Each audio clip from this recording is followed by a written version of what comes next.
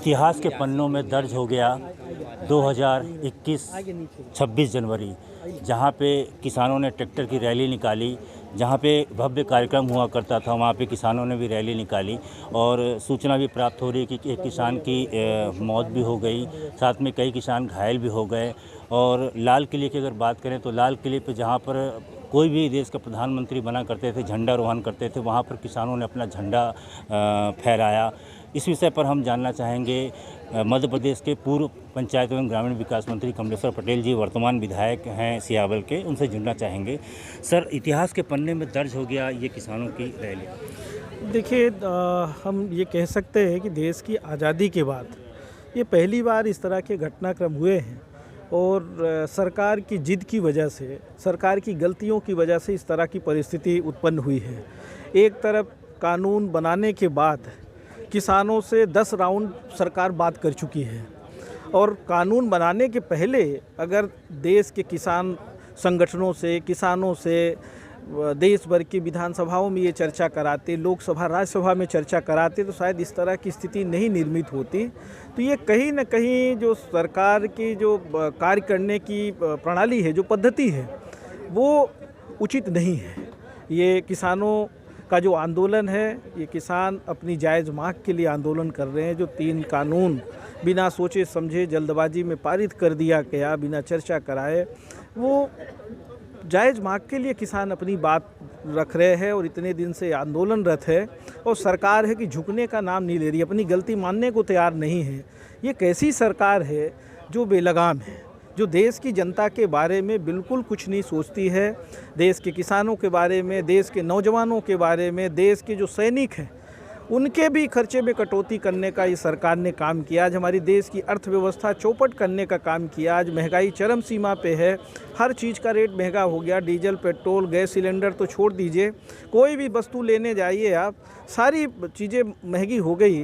किसान परेशान हैं, नौजवान परेशान हैं, महंगाई से लोग त्रस्त है, बेरोज़गार नौकरी की तलाश में त्रस्त है। हमारे जो छोटे छोटे उद्यमी है, जो छोटे छोटे व्यापारी है, सब कोई परेशान है।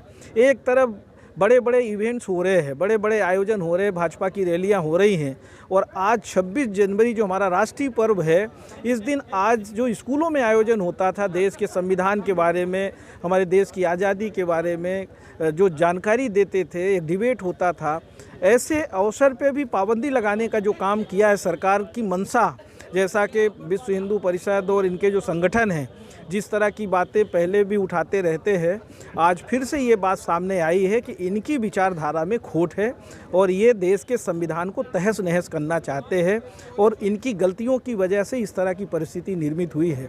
आज देश जितना भी आगे तरक्की किया है, जितना भी आगे आज हम दौड़ में अगर हम सबसे आगे है, आज हमारे पास सर्व सुविधा युक्त है, अगर शैक्षणिक संस्थान की बात करें या औद्योगिक संस्थानों की बात करें, सिंचाई परियोजनाओं की बात करें, तो हर जगह आप अगर देखेंगे कि आज जितनी भी तरक्की हुई है, ये तरक्की देश की आज़ादी के बाद हुई है और ज़्यादातर तो कांग्रेस की सरकारें रही हैं। इनको तो जब मौका मिला तो ये बांटने का काम करते हैं, भाई से भाई को लड़ाने का काम करते हैं, जाति धर्म की बात करते हैं। हमारे संविधान में सभी जाति धर्म को बराबरी का दर्जा दिया है, सबको जीने का अधिकार दिया है, सभी धर्मों का हमें सम्मान करना चाहिए।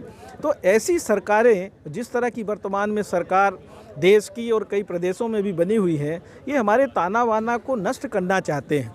और आज दिल्ली में जो घटनाक्रम घटा है, ये दिल्ली का भी घटनाक्रम इन लोगों की बिना सोची समझी रणनीति की वजह से इस तरह का घटनाक्रम घटा है। हम इसकी घोर निंदा करते हैं कि देश की आज़ादी के बाद आज लोगों को जश्न जहां मनाते थे, हर गांव में जश्न मनता था, हर स्कूलों में, हर गांव में झंडा वंदन होता था, प्रभात फेरियां निकलती थी, पर देश के प्रधानमंत्री और भारतीय जनता पार्टी के नेताओं की गलती की वजह से आज इस तरह की परिस्थिति बनी है कि जिस पर्व को हम हर्ष उल्लास के साथ मनाते थे, आज मातम में मनाया जा रहा है। हमारे किसान आंदोलन कर रहे हैं, उनके ऊपर लाठियां चल रही हैं, एक किसान की मृत्यु भी हो गई।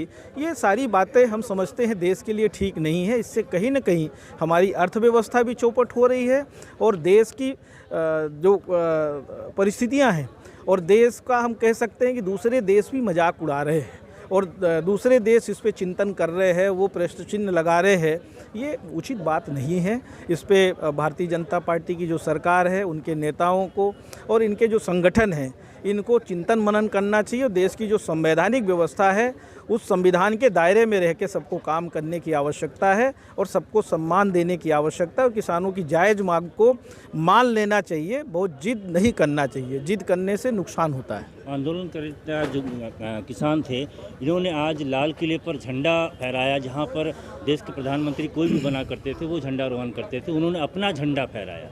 देखिए, राष्ट्रीय ध्वज को फहराया है। राष्ट्रीय ध्वज भारत देश का झंडा है। राष्ट्रीय ध्वज को नहीं फहराया, उन्होंने अपना झंडा फहराया है। अब उनका कौन सा झंडा उनने वहाँ पे फहराया, देखिए हमने नहीं देखा है इस बात को। हमारी संज्ञान में आपके माध्यम से पता चला, क्योंकि दिन भर कार्यक्रम में व्यस्त थे, तो इस बात का संज्ञान में नहीं है। पर उनका कौन सा झंडा, किसानों का झंडा फहराया, किसान यूनियन का झंडा फहराया। तो किसान भी तो भारत देश के ही है। भारत देश का जो हमारा तिरंगा झंडा है, उसके झंडे के नीचे सारे झंडे हैं, राजनीतिक दल के भी झंडे उसके नीचे हैं और हम सब भी उसके नीचे हैं।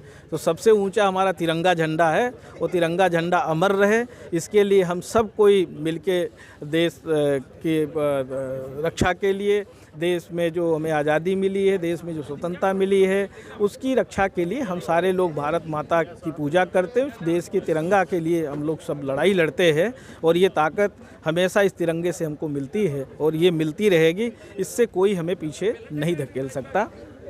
देखिए, साफ तौर पर हमारे साथ में जुड़े हुए थे पंचायत मंत्री, पूर्व पंचायत मंत्री, जिन्होंने साफ तौर पे कहा कि देश के झंडे के आगे ही नीचे ही सारे झंडे हैं। अब जिस तरीके से लाल किले पे झंडा फहराया गया, उनके विषय पर उन्होंने साफ तौर पर बताया। अब देखना ये होगा कि इसमें और क्या रणनीति बनती है कि अब जो धरना प्रदर्शन करने वाले, जो आंदोलन करने वाले जो किसान हैं, वो क्या किस परिस्थिति में आती हैं, पुलिस इसमें क्या एक्शन लेती है, सरकार इसमें क्या एक्शन लेती है, देखने का विषय होगा।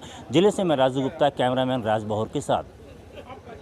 चाय हर घूंट में स्वाद, चाय सुट्टा बार, CSB बैढ़न सिंगरौली जिले में पहली बार सारे फ्लेवर की चाय और बेस्ट सर्विस के साथ 100 से अधिक आउटलेट पूरे मध्य प्रदेश में। फैमिली और कपल्स कैफे, पता है Bindnagar road, tiger inn hotel के सामने, बैढ़न सिंगरौली मध्य प्रदेश। Contact number 6260540078। और हाँ, हमारे चैनल को सब्सक्राइब करें, घंटी का बटन दबाना न भूलें, जिससे नई अपडेट आपको समय समय पर मिल सके।